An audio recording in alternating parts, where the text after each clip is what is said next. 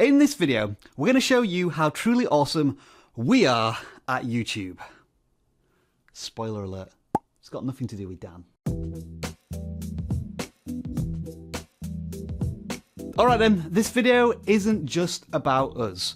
We want you to share in this collective awesomeness. So what have you recently done on YouTube which is awesome? Let us know in the comments below. Now then, this video does require a little bit of context, which you can learn about mostly in here. But if you don't want to watch that, here is the very short version. Based on audience feedback on the channel, we made this video around about 6 months ago that was very successful. A few months later, the rules changed around the topic, so we made a follow-up video, but that one absolutely tanked. Our worst performing video in a long time. So of course, this video that absolutely failed on our channel flies in the face of everything we preach on this channel, which is creator-obsessed YouTube education. We ourselves failed. We screwed up. And so, as a result, I decided that instead of shying away from failure, I would tackle this head-on and make a video about our failure and sharing what I'd learned about it. Well, it turns out a video about failure can be actually quite successful. Alright, this is where I get to show you a new interesting YouTube tool. From the analytics screen in the YouTube studio, go to advanced mode. Then over on the right hand side of the screen, click compare, and finally click on first 24 hours. In a nutshell, this graph over a period of time will show you the performance of all of your videos over the first 24 hours of their life after they have been published, highlighting the best 5 and worst 5 performing videos. You can move your mouse over any of these dots to display the video. So in this example, a video about Mr. Beast brought in the most views over its first 24 hours compared to any other video published in the same time period on the channel. In other words, it's a top performing video. And what do we find at number 5? Yep, our video about failure. Yeah, let that sink in for a moment. A case study we made about failure on YouTube is now one of our best performing videos on the channel. Below that graph, it will list all of the videos with key metrics such as click-through rate and average view duration, which may help inform you as to why a video was a success, or indeed why it might have been a failure because all your worst performing videos are listed as well. A note to YouTube though, it might be an idea to filter out live streams from this graph due to the way that video on demand views are counted but not live stream views. Anyway, you can also click a chevron to list all of your videos if you want to and see everything in the middle of the pack. Remember that on the YouTube Studio dashboard you have this snapshot card that compares your latest video to the last 10. Well, this tool is basically that on steroids for the first 24 hours of a video's life. So now you know we're awesome, along with all of you of course. You've also learned about a new YouTube tool, but I think also all of you know us a little bit better than that. We've got more to share from what we learned from this video. How do you pitch a video about YouTube failure to an audience? Conventional search wisdom doesn't work here.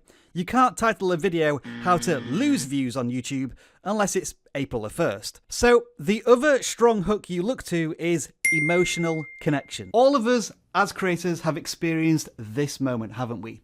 The graph in a downward spiral, not going the way we intended it to, eliciting a, facepalm response. And then you add the jeopardy of that title.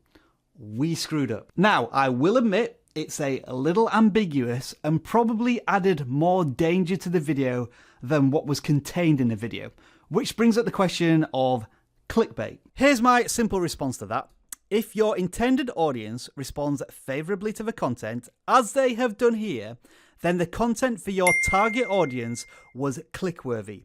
And if you don't catch the viewer's attention with that title and thumbnail, well, unfortunately, some other creator will grab their attention with their thumbnail and title that stands out. As an interesting side note, to help me with this emotional draw, I actually made 2 thumbnails and posted them to our community tab so that they could decide which one I would use. I personally preferred the bottom one, but the overwhelming majority went with the top thumbnail except for this dude who thought it would be smart to suggest the middle thumbnail.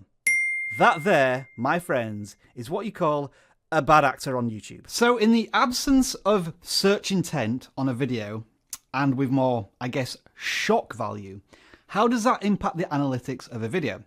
Well, we can take a look. Another handy thing YouTube have recently added to analytics are traffic sources from the video page, and this immediately shows you how many more views are coming from recommendations, subscriptions, notifications, and so on. That seed of intrigue I planted in the thumbnail and title was enough to convince people to find out what happened in the video more than usual. That's the good news. The bad news is this video is not getting any search traffic, nor is it getting any suggested video traffic either. And as you can already see, while the video did initially perform well, it doesn't look like it has any longevity at all. This goes back to the challenge of SEO for a video like this. Emotion is a really difficult thing to turn into metadata, which is why I decided, for once, not to use vidIQ's recommended tags and went for none at all. The video performed above expectation, so who knows, I may try and optimize this for search in the future. And I would love your thoughts on how I could do this, because right now I'm stumped. I think ultimately this video, like many on YouTube, was an exercise in trusting an audience. First of all, me trusting that I know my audience, and then trusting the audience to engage positively with a slightly different video approach than usual as to what they would find on vidIQ. As I said in this video, failure is a good thing if you learn from it. We did, and we made a successful video. But do you think this is going to happen next? We make a successful video, then we make a failed follow-up video to that successful video. Then we make a successful video about a failed follow-up video. There's only one direction this video is going, right? Oh, and one final thing. This might be the last video before we hit 800,000 subscribers. So I just wanted to say, and now I need to do something.